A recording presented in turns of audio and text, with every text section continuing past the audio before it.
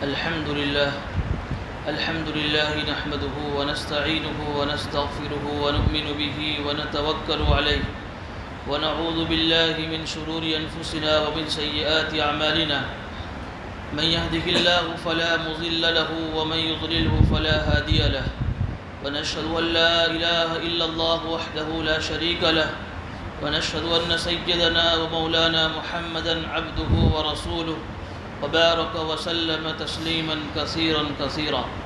أما بعد فأعوذ بالله من الشيطان الرجيم. بسم الله الرحمن الرحيم. والفجر وليال عشر والشفع والوتر والليل إذا يسر هل في ذلك قسم لذي حجر. وعن ابن عباس رضي الله تعالى عنهما قال قال رسول الله صلى الله عليه وسلم ما من أيام العمل الصالح فيها أحب إلى الله من هذه الأيام يعني أيام العشر. قالوا يا رسول الله ولا الجهاد في سبيل الله؟ قال ولا الجهاد في سبيل الله إلا رجل خرج بنفسه وماله فلم يرجع من ذلك بشيء أو كما قال عليه الصلاة والسلام. صدق الله العظيم وصدق رسوله النبي الكريم ونحن على ذلك لمن الشاهدين والشاكرين والحمد لله رب العالمين. بزرگان محترم،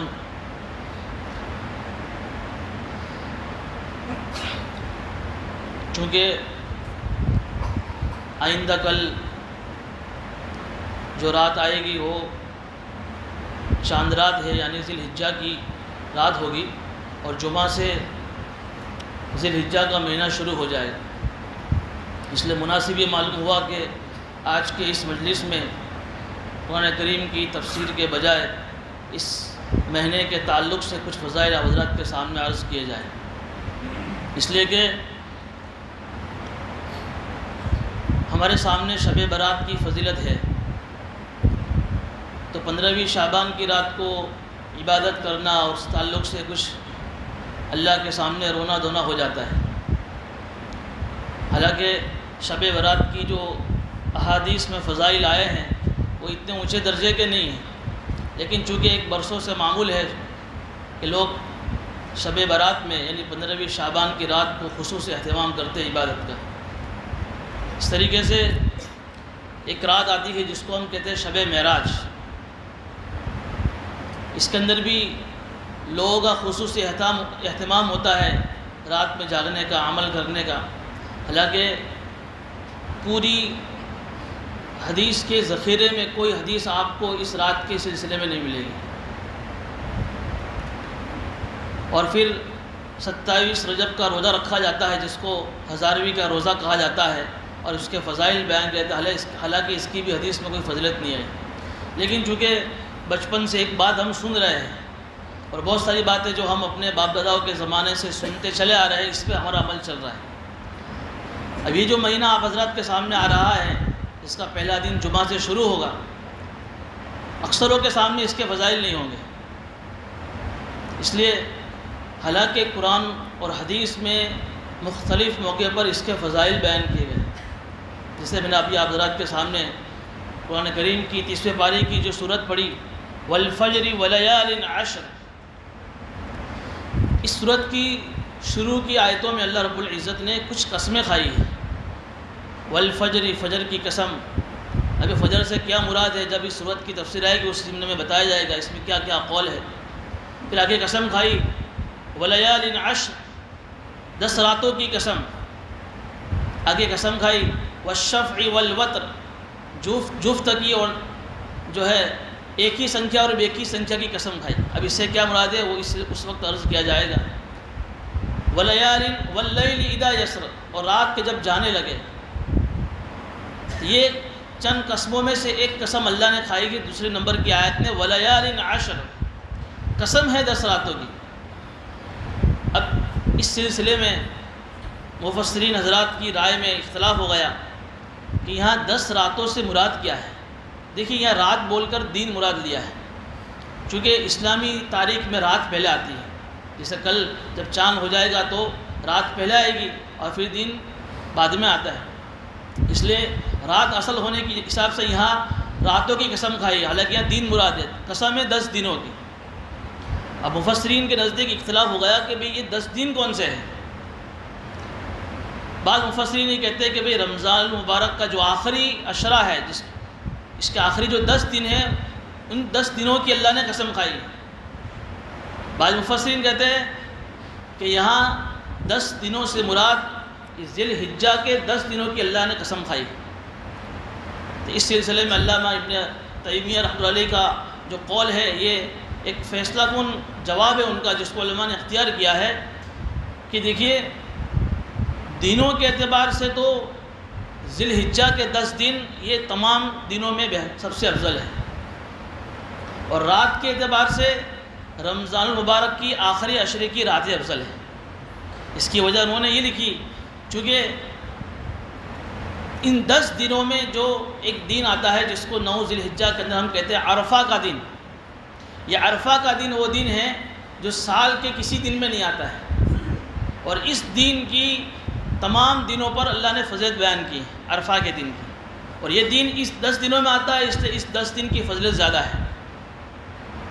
اور راتوں کے اعتبار سے رمضان مبارک کی آخری عشرے کی رات اس لیے افضل ہے کیونکہ اس میں شب قدر کی رات آتی ہے۔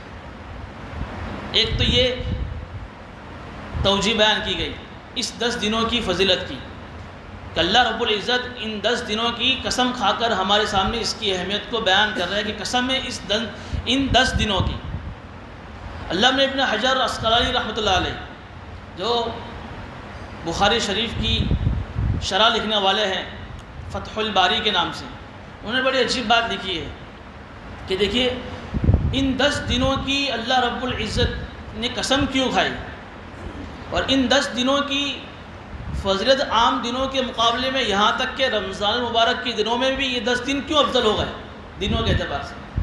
وہ اس کی وجہ لکھتے ہیں کہ یہ جو 10 دن ہیں، یہ 10 دن وہ دن ہیں کہ جن 10 دنوں میں اللہ رب العزت نے عبادت کی ساری قسموں کو جمع کر دیا ہے۔ کیسے؟ دیکھیے رمضان المبارک کے مہینے میں آپ کیا کریں گے؟ روزہ رکھ سکتے ہیں، چونکہ رمضان میں روزہ فرض ہے، نماز پڑھیں گے، آپ 5 وقت کی نماز کے علاوہ نفل نماز بھی آپ پڑھ سکتے ہیں، آپ زکوٰۃ ادا کریں گے، لیکن آپ رمضان کے مہینے میں اگر حج کرنا چاہیں تو کر سکیں گے، رمضان کے مہینے میں آپ قربانی کرنا چاہیں تو کر سکیں گے۔ رمضان جیسا مبارک مہینہ، لیکن آپ اس میں بھی نفلی حج نہیں کر سکتے۔ رمضان جیسا مبارک مہینہ، آپ اس میں نفلی قربانی نہیں کر سکتے، لیکن یہ 10 دن وہ دن ہے کہ جس میں آپ جو ہے نماز، روزہ، زکوٰۃ کے ساتھ ساتھ حج اور قربانی بھی کر سکتے ہیں۔ اسلام کی ساری عبادتیں ان 10 دنوں میں جمع ہو گئی۔ نماز، نفل نماز بھی پڑھیں گے، فرض نماز بھی پڑھ سکتے ہیں، رمضان شریف کے روزے کے علاوہ نفل روزے آپ اس مہینے میں رکھ سکتے ہیں، اس کے بھی آگے فضیلت آ رہی ہے۔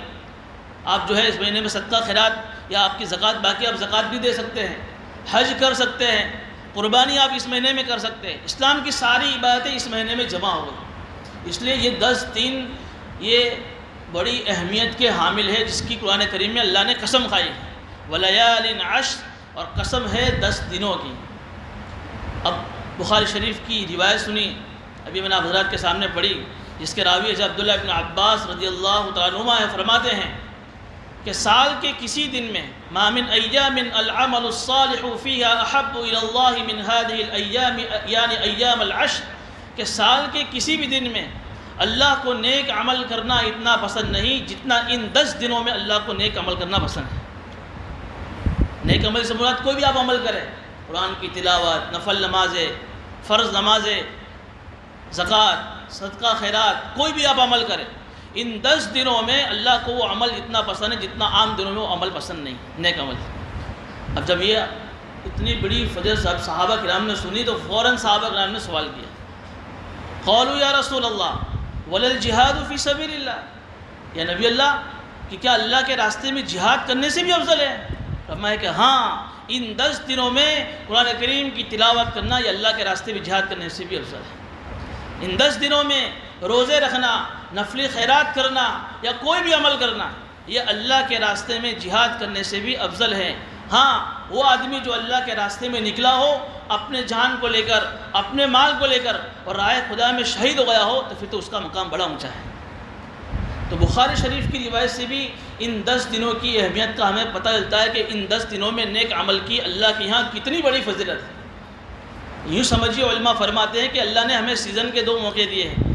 ایک رمضان المبارک کا مہینہ جو سیزن کا تھا وہ چلا گیا، یہ دوسری سیزن آ رہی ہے آخرت کی، جس میں ہم جتنی چاہے نیکیاں کر سکتے ہیں۔ اس لیے یہ 10 دن شروع ہونے کی تیاری میں ہیں، گزشتہ آئندہ رات سے ہی یہ دن شروع ہو جائیں گے۔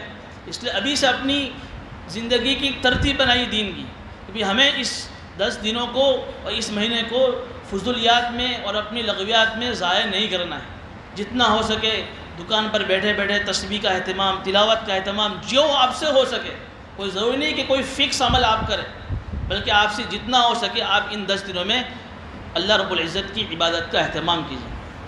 ایک اور روایت ترمذی شریف کی، ابن ماجہ شریف کی روایت ہے کہ اللہ کے نبی صلی اللہ علیہ وسلم فرماتے ہیں کہ ان دنوں میں، یعنی ان 10 دنوں میں، لیکن 10 دن میں چونکہ ایک دن عید کا ہوگا اس میں تو ہم روزہ نہیں رکھ سکتے، باقی ان 9 دنوں میں جو آدمی روزہ رکھے گا تو ایک روزے کا ثواب 1 سال کے روزے کے ثواب کے برابر ہے۔ کوئی آدمی 9 روزے رکھے تو 9 سال کے روزوں کا ثواب مل جائے۔ 9 کی طاقت نہیں ہے، جتنے ہو سکے آپ سے رکھیے، کوئی ضروری نہیں کہ 9 ساتھ میں رکھنا ضروری ہے، 1 رکھیے، 2 رکھیے، 3 رکھیے، یہاں تک کہ ایک اور روایت میں ملتا ہے کہ جو 9ویں جو ذی الحجہ ہے جس کو ہم عرفہ کا دن کہتے ہیں، اس کی فضیلت اس سے بھی زیادہ ہے روزے کی۔ 1 سال کے روزے کا ثواب تو ملے گا ہی ملے گا 9 ذی الحجہ کو عرفہ کے دن میں، لیکن اس کے ساتھ ساتھ اللہ کے نبی صلی اللہ علیہ وسلم کی حدیث کا فرمان ہے کہ 2 سال کے گناہ معاف ہو جائیں گے۔ 1 سال تو جو گزر گیا پچھلا سال، اور 1 سال کون سا؟ آئندہ آنے والا سال۔ اب آپ سوچیں گے آئندہ تو ہم نے کوئی گناہ کیا نہیں، ہمارے علماء نے اس حدیث سے نیک فالی نکالی ہے کہ جو آدمی عرفے کے دن کا روزہ رکھے گا اللہ اس کو 1 سال کی عمر میں اللہ برکت دے گا، اس جیے گا وہ، کیونکہ جب زندہ رہے گا تو گناہ کرے گا، اور گناہ کرے گا اللہ اس کی گناہوں کو معاف کر دے گا۔ تو گویا کہ 1 سال کی زندہ رہنے کی پیشگی بشارت اللہ دے رہے اس حدیث کے ذریعے سے، ایک نیک فالی لی ہے۔ تو عرفے کے دن کی روزے کی فضیلت 1 سال کی گناہ، 1 سال کا ثواب روزے کا، اور مزید 2 سال کی گناہ اللہ معاف کر دے گا۔ تو ان دنوں میں روزے کا اہتمام بھی خصوصی طور پر کرنا ہے۔ اس کے ساتھ ساتھ جو عید کی رات آئے گی، اس عید کی رات کے ساتھ ان 10 دنوں کی راتوں میں بھی جتنا ہو سکے شب بیداری کا، رات میں جاگنے کا اہتمام کرنا ہے۔ حدیث شریف میں آتا ہے کہ ان 10 دنوں میں عبادت کرنے کا ثواب شب قدر کی عبادت کے برابر ہے۔ دیکھیے آپ خالی فضائل سنیے ان 10 دنوں میں کہ ان 10 راتوں میں عبادت کرنے کا ثواب شب قدر کی عبادت کے برابر ہے۔ رمضان المبارک میں تو ایک ہی شب قدر ملتی ہے اور وہ بھی تلاش کرنی پڑتی ہے، یہاں تو شب قدر 10 پہلے سے فکس اللہ نے کر دی کہ 10 رات جگو 10 شب قدر کے برابر ثواب لے جاؤ، اور ایک شب قدر کا ثواب لیلۃ القدر خیر من 1000 شہر، 1000 مہینے، 883 یا 84 سال مفسرین نے لکھے ہیں ایک شب قدر کی عبادت۔ جو آدمی 10 کر لے ہوئے تو کتنے ہو گئے؟ 8840 برس کی عبادت کا ثواب اس کو مل جائے۔ اب آپ پوری رات نہیں جا سکتے تو کوئی مسئلہ نہیں، عشاء کی نماز جماعت کے ساتھ پڑھ لے اور فجر کی نماز جماعت کے ساتھ پڑھ لے، پوری رات عبادت کا ثواب مل جائے گا۔ اور اللہ نے کچھ طاقت دی ہے، ہمت دی ہے، دوپہر میں کچھ قیلولہ کر لیا ہے، تو پھر اپنے گھر پہ رہتے ہوئے جتنا ہو سکے رات میں جتنی بشارت ہو رات میں جاگے، پھر جو ہے سنت کی نیت سے سو جاوے تو پوری رات کا عبادت کا اس کو ثواب مل جائے گا۔ تو ان 10 راتوں میں جاگنے کا اہتمام کرنا ہے۔ اس کے علاوہ ان دنوں میں ایک چیز کا اہتمام اور کرنا ہے، حدیث شریف میں ایک بات ملتی ہے فَأَكْثِرُوا فِيهِنَّ مِنَ التَّهْلِيلِ وَالتَّكْبِيرِ وَالتَّسْبِيحِ وَالتَّحْمِيدِ۔ اللہ کے نبی صلی اللہ علیہ وسلم کا فرمان ہے کہ ان دنوں میں کثرت سے اللہ کی تسبیح، اللہ کی تحمید، اللہ کی تکبیر، اللہ کی پاکی بیان کرو۔ اور آپ تیسرا کلمہ اٹھا کر دیکھ لیجئے، تیسرے کلمے میں ساری چیزیں آ جائے گی۔ تو کثرت سے تیسرا کلمہ پڑھنے کا ورد رکھیے، سبحان اللہ والحمد للہ ولا الہ الا اللہ واللہ اکبر۔ ان چاروں میں اللہ کی تکبیر، اللہ کی پاکی، اللہ کی بڑائی، اللہ کی تسبیح سب آ گئے۔ تو ان 10 دنوں میں ایک عمل یہ بھی کرنا ہے۔ اس کے ساتھ ساتھ ان 10 دنوں میں ایک عمل اور آئے گا آپ کے سامنے، 9 ذی الحجہ کی فجر کی نماز سے لے کر 13ویں ذی الحجہ کی عصر کی نماز تک، ہر فرض نماز کے بعد آپ تکبیر تشریق پڑھیں گے، اللہ اکبر لا الہ الا اللہ واللہ اکبر، اللہ اکبر وللہ الحمد۔ یہ تو آپ کو پڑھنا ہی پڑھنا ہے، بلکہ مردوں پر زور سے پڑھنا ہر فرض نماز کے بعد واجب ہے، عورتوں کے لیے گھروں میں پڑھنا آہستہ سے واجب ہے۔ لیکن صحابہ کرام کے معمول میں لکھا ہے روایتوں میں، جیسے عبداللہ ابن عمر، جیسے عبداللہ ابن عباس اور بھی دیگر صحابہ کے بارے میں لکھا ہے کہ وہ چاند رات ہوتے ہی، یعنی چاند نظر آتے ہی 10 دنوں تک مستقل اٹھتے بیٹھتے اس تسبیح کا اہتمام کرتے تھے۔ تو ان نمازوں کے ساتھ ساتھ آپ کو اٹھتے بیٹھتے، دکان جا رہے ہیں، بلکہ یہاں تو لکھا ہے کہ جب عبداللہ ابن عمر اتنے زور سے بازار میں تکبیر پڑھتے تھے کہ لوگ ان کی تکبیر کو سن کر، تکبیر تشریق کو سن کر لوگوں کو یاد آیا تھا کہ ہاں یہ ذی الحجہ کا مہینہ چل رہا ہے۔ تو یہ اٹھتے بیٹھتے بھی ہمیں ان تکبیر تشریقات کا اہتمام کرنا ہے، یہ عمل یہ ہو گیا۔ تو ایک چیز کیا ہو گئی کہ ان 10 دنوں میں خصوصی طور پر عبادات کا اہتمام کرنا، ان 10 راتوں میں جاگنے کا اہتمام کرنا، ان 9 دنوں میں روزہ رکھنے کا اہتمام کرنا، خصوصی عرفے کے روزے کا اہتمام، ان 10 دنوں میں اللہ کی تسبیح پاکی بیان کرنے کے تیسرے کلمے کا ورد رکھنا، اور پھر 10 دنوں میں تکبیر تشریق کا اہتمام کرنا۔ اس کے ساتھ ایک اور عمل ہے آپ کے سامنے آئے گا، قربانی والا عمل، جس کے 3 دن ہیں، 10، 11 اور 12۔ حج کے 5 دن ہیں، 8 ذی الحجہ سے لے کر 8، 9، 10، 11، 12۔ لیکن ان 5 دنوں میں 3 دن قربانی کے ہیں۔ حاجی لوگ وہاں حج کریں گے، لیکن یہاں ہمارے لیے کیا ہے، ان 3 دنوں میں قربانی کرنا ہے۔ اس قربانی سے پہلے ایک عمل آپ کو بتا دوں کہ ان 10 دنوں میں ہو سکے تو اپنے بال و ناخن کو نہ کاٹے، بلکہ کل چاند رات سے پہلے ہی جن پر قربانی واجب ہے یا نہیں واجب ہے، ہر ایک کے لیے عمل ہے لیکن مستحب عمل ہے۔ یہ اصل میں اس لیے حدیث میں آتا ہے، اس کی ذرا حکمت یہ لکھی ہے علماء نے کہ دیکھیے ابھی جب حج کا مہینہ شروع ہو گیا، بہت سارے حاجی جا چکے ہیں، بہت سارے اب جانے والے ہیں، اور جب وہ حج کی جب سیزن آئے گی تو کوئی مزدلفہ میں ہوگا، کوئی مینا میں ہوگا، کوئی عرفات کی وادی میں ہوگا، کوئی پتہ نہیں حجر اسود کو بوسہ دے رہا ہوگا، کوئی طواف کر رہا ہوگا۔ کروڑوں مسلمان ایسے ہیں کہ جو حج کے لیے نہیں جا سکتے۔ ہر ایک کی تمنا ہوتی ہے کہ کاش کہ حجر اسود کو دیکھ ہی لیتے، کاش ہم بھی ملتزم کو پکڑ کر چمٹ کر دعائیں اللہ سے مانگ لیتے، کاش ہم بھی صفا مروہ کی سعی کر لیتے، کاش ہم بھی جمرات کی رمی کرتے، لیکن نہیں جا سکتے کسی وجہ سے۔ تو اللہ نے انسان کی فطرت کی آیت ہے کہ تم نہیں جا سکتے، کوئی بات نہیں، ہم تم کو حاجی والا ایک عمل بتاتے ہیں کہ ان دنوں میں حاجیوں کے لیے جب تک قربانی نہ ہو جاوے، حج نہ ہو جاوے، ان کے لیے بال ناخن کٹنا جائز نہیں ہے۔ تم اپنے مقام پر رہتے ہوئے بھی حاجیوں کی کچھ مشابہت اختیار کر لو، اللہ جو عمل ان حجیوں کا دے گا ثواب، وہ اللہ تمہیں بھی دے گا۔ یا رب تیرے محبوب کی شباہت لے کر آیا ہوں، یا رب تیری محبوب کی شباہت لے کر آیا ہوں، حقیقت تو اس کو کر دے، میں صورت لے کر آیا۔ ہم اتنا تو کر سکتے ہیں، اس لیے مستحب عمل ہے، کوئی فرض نہیں ہے۔ آخر وہ آدمی دن شروع ہونے کے بعد جس کے بال ناخن رہ گئے ہیں، بغل کے بال، زیر ناف بال، اور 40 دن ہو گئے تو اس کے لیے ضروری ہے کاٹنا۔ اب یہ مستحب عمل کی وجہ سے رکا نہیں ہے بلکہ گناہ میں شامل ہوگا۔ اس سے پہلے آدمی صفائی کر لے اپنے بال ناخن کی، اور ان 10 دنوں کے اندر حاجیوں کی مشابہت اختیار کر لے، پتہ نہیں اللہ ہمیں بھی ان حاجیوں کے برکت سے اللہ ہمیں قبول کر لے۔ اس کے بعد قربانی والا عمل آئے گا۔ اب دیکھیے قربانی کے تعلق سے جو غلط فہمی ہمارے معاشرے میں چل رہی ہے، مجھے یہ عرض کرنا ہے کہ بعض لوگ تو یہ سمجھتے ہیں کہ بھئی جن کو اوپر زکوٰۃ فرض نہیں، وہ سمجھتے ہیں کہ ہمارے اوپر قربانی بھی فرض واجب نہیں۔ اگر ان سے پوچھا جاوے کہ بھئی آپ صدقہ فطر ادا کرتے ہو، کہ ہاں دیتے ہیں نا، حالانکہ جو نصاب قربانی صدقہ فطر قربانی کا ہے وہ نصاب صدقہ فطر کا ہے۔ آپ صدقہ فطر تو دیتے ہیں لیکن آپ قربانی ادا نہیں کرتے ہیں، اور آپ اس کو زکوٰۃ سے جوائنٹ کر رہے ہیں۔ زکوٰۃ کا نصاب پورا الگ ہے، قربانی کا نصاب پورا الگ ہے۔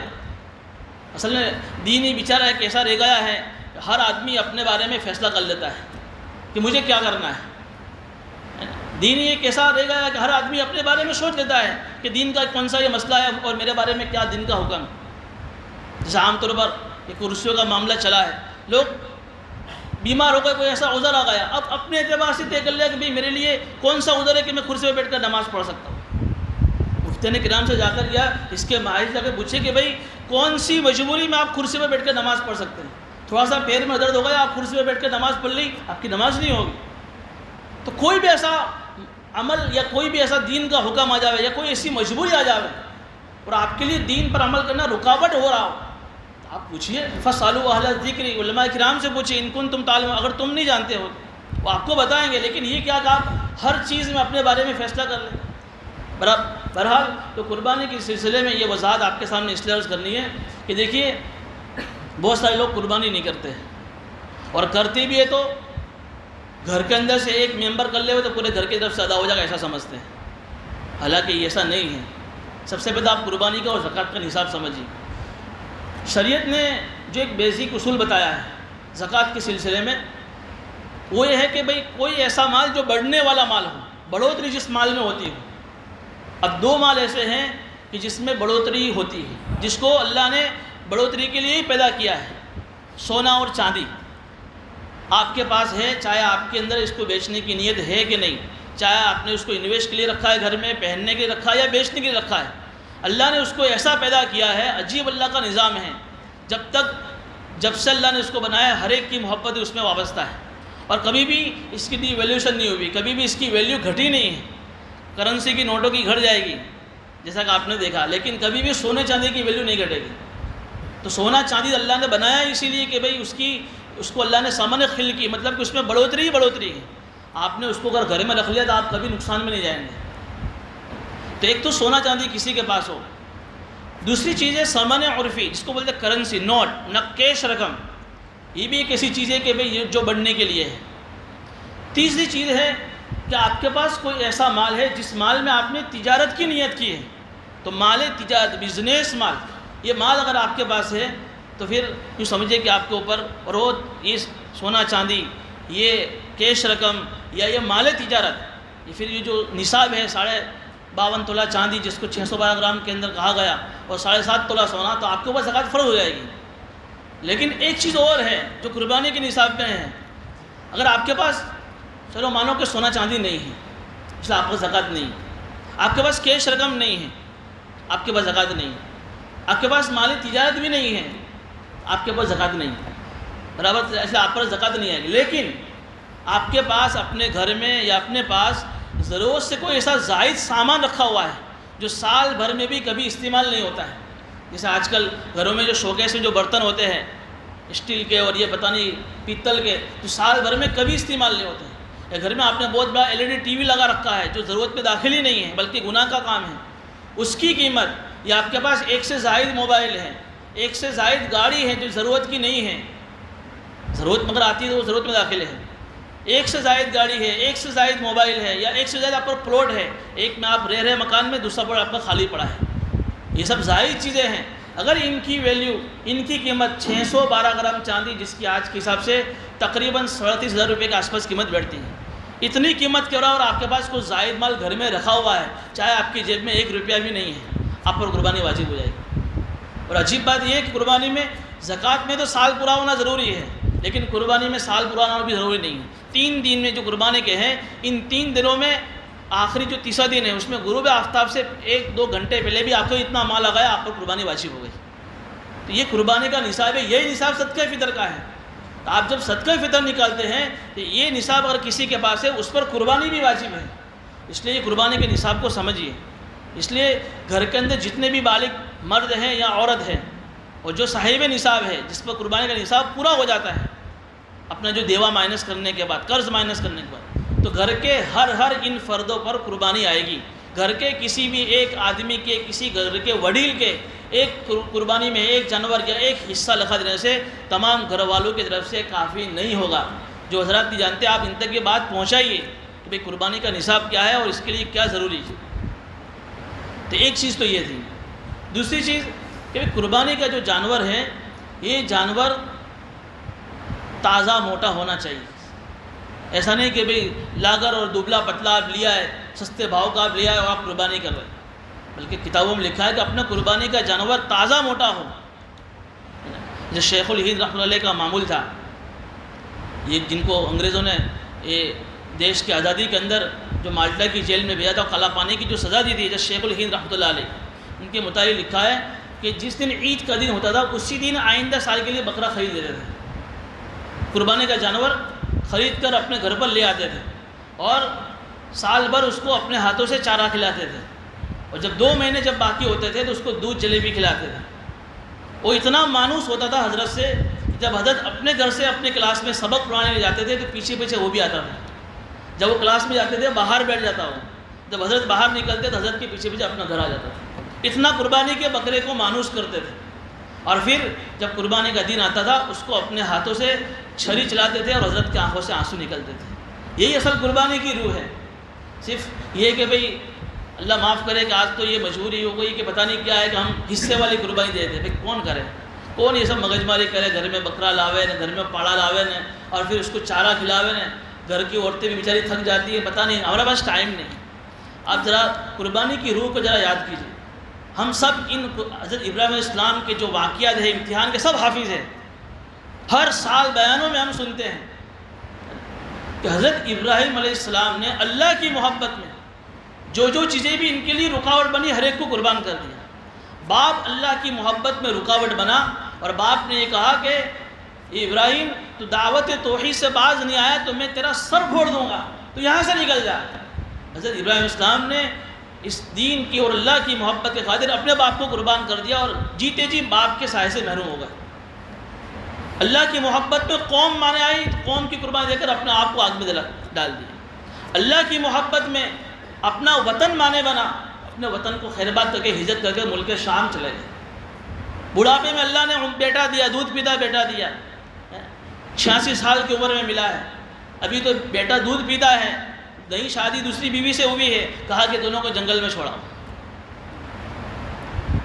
اللہ کی طرف سے صدا آ رہی ہے، عشق کے امتحان ابھی اور بھی ہے، لیکن ابراہیم السلام اللہ کے ہر امتحان میں کامیاب ہو رہے ہیں۔ اللہ محبت کے ثبوت مانگ رہا ہے اور ابراہیم السلام محبت کے بلا جھجک ثبوت پیش کر رہے ہیں اللہ کے سامنے۔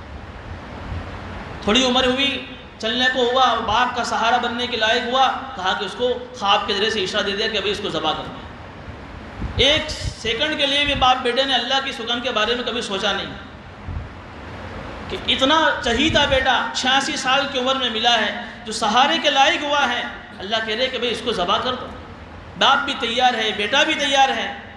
اللہ تعالیٰ کو ان کی رسم عاشقی اتنی پسند آئی کہ قیامت تک کے لیے اللہ نے ان کی نداؤں کو محفوظ کر دیا، اور ہر سال قربانی کی واجب کر کے اللہ تعالیٰ ہمیں ان قربانی کی روح کو یاد دلا رہے ہیں کہ مسلمانوں جب تم اپنے جانوروں کی قربانی کرو تو حضرت ابراہیم السلام کی اس قربانی کی روح کو یاد کرو کہ جس طریقے سے انہوں نے اللہ کی محبت میں سب کچھ قربان کر دیا، تمہارے سامنے جب دین کا تقاضا آئے، جب شریعت کا حکم آئے تو اللہ کی محبت میں تم سب کچھ قربان کر دیتے۔ یہ کب ہوگا؟ جب آدمی حصے والی قربانی کرے گا تب ہوگا۔ مہینے 2 مہینے پہلے گھروں میں بکرا لے آؤ، پاڑا لے آؤ، چارہ کھلاؤ اس کو اپنے ہاتھوں سے، اس کو اپنے سے مانوس کرو، اپنے ہاتھوں سے چھری چلاؤ، پھر دیکھو تمہارے دل میں کیا جذبات پیدا ہوتے ہیں اس قربانی کے روح۔ لیکن اللہ معاف کرے، آج اس قربانی کی روح کو نہ سمجھنے کی وجہ سے بڑے بڑے دانشور حضرات قربانی کے اوپر اشکال کرتے۔ کیا ضرورت ہے قربانی کرنے کی؟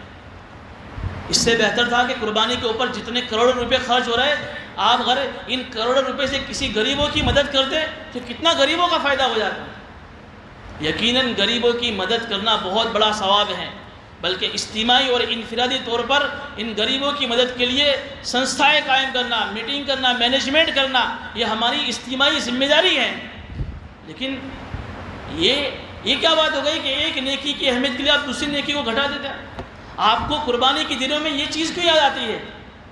شادی بیاہ کے موقع پر ہزاروں روپے خرچ ہو رہے ہیں، وہاں آپ کو یہ غریبوں کی مدد یاد نہیں آتی؟ اپنے مکانوں کی تعمیرات پر آپ کروڑوں روپے خرچ کریں، آپ کو اس وقت یہ قربانی غریبوں کی مدد یاد نہیں آتی ہے؟ جہاں قربانی کا موقع آ رہا ہے وہاں ہی آپ کو غریبوں کی مدد یاد آتی ہے۔ بلکہ کل کو آپ یہ کہیں گے کہ قربانی پر ہزاروں روپے خرچ ہو رہے ہیں، حج کے اوپر تو اربوں روپے خرچ ہو رہے ہیں۔ کتنے حاجی جا رہے ہیں پوری دنیا سے؟ 40 لاکھ حاجی مانے اور ملٹیپلائی کیجیے آپ ایک حاجی کے خرچے کے اوپر، کتنا ارب و خرب روپیہ ہوگا۔ کل کا آپ حج کے اوپر پابندی لگائیں گے کہ بھائی حج میں مت بھیجو، کیا فائدہ ہے حاجی صرف جا کر ایک پتھروں کا طواف کر کے اور دوڑ کر آتا ہے اپنے مقام پر؟ یہ وہ لوگ ہیں کہ جنہوں نے دین کو اپنی عقل سے سمجھا ہے، اگر پھر بھی ایک سمجھ بھی نہیں آوے تو ان کو اپنی عقل کا ماتم کرنا چاہیے۔ دین ہمارے اپنی عقل کے تابع نہیں ہے۔ اگر اللہ تعالیٰ اس قربانی کو ختم کر دیتا تو ابراہیم علیہ السلام کی قربانی کی روح ہمارے سامنے کیسے آتی؟ اسلام کی حقانیت اور اسلام کی حقیقت ہمارے سامنے کیسے آتی کہ جس طریقے سے ان باپ بیٹوں نے اللہ کے سامنے اپنا آپ کو حوالے کر دیا، یہ مثال اللہ نے قیامت تک کے لیے پیش کر دی اور کہا کہ تم بھی ہر سال قربانی کر کے اللہ کے سامنے اس مثال تک پہنچنے کی کوشش کرو۔ اس لیے یہ سوالات جو ہے نا یہ قربانی کی روح کو نہ سمجھنے کی وجہ سے ہے، بلکہ اللہ کے نبی صلی اللہ علیہ وسلم کی حدیث کا فرمان میں نے ابھی آپ کو سنایا، ماں عائشہ کی روایت ہے کہ قربانی کے ان دنوں میں، ان 3 دنوں میں اللہ کے نزدیک جانور کا خون بہانے سے بڑھ کر کوئی عمل نہیں۔ اگر آپ ان 3 دنوں میں کوئی آدمی $10 کروڑ کسی غریب پر خرچ کرے تو بھی اتنی اہمیت اللہ کی نگاہ میں نہیں ہے جتنا کہ آپ کسی ایک قربانی کو کرتے ہیں اللہ کے۔ یہ عجیب اللہ کا جو ہے نظام ہے، اس کی غریبوں کی مدد اپنی جگہ پر ہے، قربانی کی روح اپنی جگہ پر ہے۔ اس لیے قربانی کے موقع پر یہ حصے والی قربانی میں اللہ اگر وسعت دی ہے، مال دیا ہے، ٹائم ہے، پیسہ ہے، اچھا سے اچھا جو ہے لائے، فخر کی نیت نہ ہو۔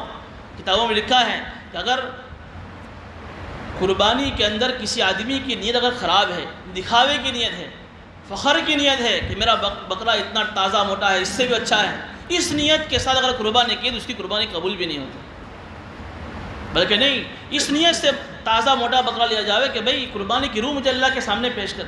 لَن يَنَالَ اللَّهَ لُحُومُهَا وَلَا دِمَاؤُهَا وَلَكِنْ يَنَالُهُ التَّقْوَىٰ مِنكُمْ۔ کتنے اخلاص سے تم اللہ کے سامنے قربانی کرتے ہیں۔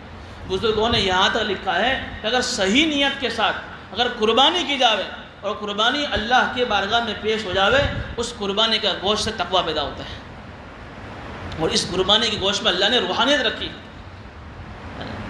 اس کے ساتھ ساتھ معاشی فائدے بھی ہے، اللہ کا حکم تو پورا ہونا ہی ہونا ہے۔ آپ دیکھیے کہ بھئی کچھ لوگ جن کا پیشہ ہی ان جو ہے جانوروں کو پالنا ہے، پورے سال بھر بیچارے محنت کرتے ہیں، بڑے جانور ہو کہ بکرا ہو کہ گھینٹے بھی ہو، جو بھی ہو۔ اب اگر آپ قربانی کے اوپر بریک لگائیں گے تو ان 2-3 پورے سال کی محنت کا جو منافع انہیں ملنا چاہیے انہیں نہیں ملے گا۔ کتنے لوگ بھوک مرے کے شکار ہو جائیں گے۔ اس میں معاشی فائدہ بھی ہوگا۔ قربانی کی کھالیں آپ غریبوں تک پہنچائیے۔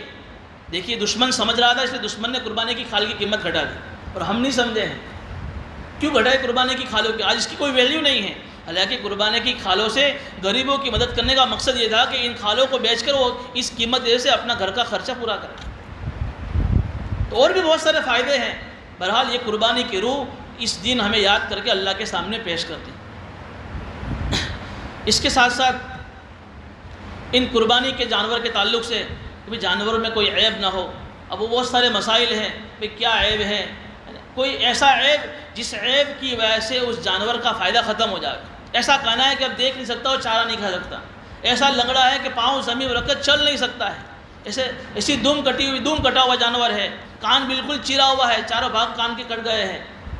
اس طریقے سے ایسا جانور ہے جس میں عیب پیدا ہوا ہے، آپ ہر ایسا جانور نہ خریدیں، بلکہ تھوڑے کچھ پیسے زیادہ دے کر اچھا جانور خرید کر قربانی کی روح کو یاد کریں۔ اس لیے یہ جانور کے ایسے مسائل ہیں۔ اب ایک چیز اور ہے، اللہ کے نبی صلی اللہ علیہ وسلم کے تعلق سے حدیث میں آتا ہے کہ اقام رسول اللہ صلی اللہ علیہ وسلم بالمدینہ 10 سنین یضحی، کہ 10 سال اللہ کے نبی صلی اللہ علیہ وسلم مدینہ شریف میں رہے، ہر سال قربانی کی۔ روایت میں آتا ہے کہ دو قربانی کرتے تھے، ایک اپنی طرف سے اور ایک اپنی امت کی طرف سے۔ 10 سال یہ معمول رہا، اور جب آخری سال تھا، جس سال آپ اس دنیا سے تشریف لے گئے، اس سال آپ نے 63 قربانی کی اپنے عمر کے حساب سے۔ اب یہ کون سی بات ہو گئی کہ حضور تو اپنی امت کی طرف سے ہر سال قربانی کرے اور ہم حضور کے نام کی کبھی قربانی نہ کریں؟ یہ چیز بھی سمجھنے کی ہے۔ اللہ نے مال دیا ہے تو ایک بکرا یا ایک حصہ اللہ کے نبی صلی اللہ علیہ وسلم کا نام کا رکھے، حضرت ابراہیم علیہ السلام کا نام کا رکھے، جو حاضرہ علیہ السلام کا نام کا رکھے، تو اسماعیل السلام کی نام کی قربانی کرے۔ کتنی بڑی قربانی انہوں نے دی ہے۔ جو نبی ہر سال اپنی امت کو یاد کرے، وہ امت اپنے نبی کو یاد نہ کرے۔ اس لیے قربانی کے موقع پر جو ہے اللہ نے 5 گھر کے افراد، ہم 6 افراد سمجھ لیں، اللہ نے مال دیا ہے تو ان کے نام کی بھی قربانی کرے۔ تو یہ قربانی کے اور بھی بہت سارے مسائل ہیں، لیکن کچھ باتیں آپ کے سامنے عرض کر دی۔ تو خلاصے کے طور پر یہ مہینہ بڑا مبارک شروع ہونے جا رہا ہے، بڑا عظیم مہینہ، سمجھتے کہ ایک آخرت کی سیزن شروع ہو رہی ہے۔ آپ ابھی سے جو ہے اس کی تیاریاں کر لیجئے اور اس کو فضولیات میں لگانے کی بجائے عبادت میں لگائیے، اس لیے کہ جو مہینے جتنے عظیم الشان ہوتے ہیں، جس کی برکتیں اور فضیلت اللہ کی اتنی اونچی ہوتی ہے، اس مہینوں میں گناہ کا وبال بھی اتنا ہی بڑھ جاتا ہے۔ اس مہینے میں گناہ کا وبال بھی اتنا ہی بڑھ جاتا ہے۔ اگر آپ اس مہینے میں کسی کی غیبت کر رہے ہیں، کسی کے بارے میں گالی بول رہے ہیں، بدگمانی کر رہے ہیں، اور کسی پتہ نہیں کیا کیا گناہ ہو رہے ہیں، تو اس کا وبال اور دنوں کے مقابلے میں بڑھ جائے گا۔ اس لیے ارا ترا کی باتوں میں، ارا ترا کی مجلسوں میں، اراد ارا کی گپ شپوں سے بہتر ہے کہ آدمی خاموشی کے ساتھ اپنے گھروں میں رہ کر اللہ کی عبادت کرے، قربانی کی روح کو یاد کرے، حضرت ابراہیم علیہ السلام کی سیرت کو پڑھے، گجراتی میں کتابیں آ گئی ہیں، ان کی سیرت کو پڑھا جاوے، قربانی کی تاریخ کو پڑھا جاوے، اور پتہ نہیں کیا کیا باتیں آپ کو کتابوں میں ملیں گی۔ انشاءاللہ اس کی برکت سے آپ اپنی زندگیوں میں ایک انقلاب پیدا کریں، ورنہ زندگیاں کسی کی 60 سال ہو گئی، 70 سال ہو گئی، کتنے سالوں میں کتنے سال سے ہم قربانی کر رہے ہیں، لیکن قربانی کی جو روح ہے، قربانی سے جو مقصد ہے، اگر ہماری دلوں میں پیدا نہیں ہو رہا ہے تو قربانی ہماری بیکار ہو رہی ہے۔ کریں گے انشاءاللہ، اللہ پاک ہمیں ان باتوں پر عمل کریں۔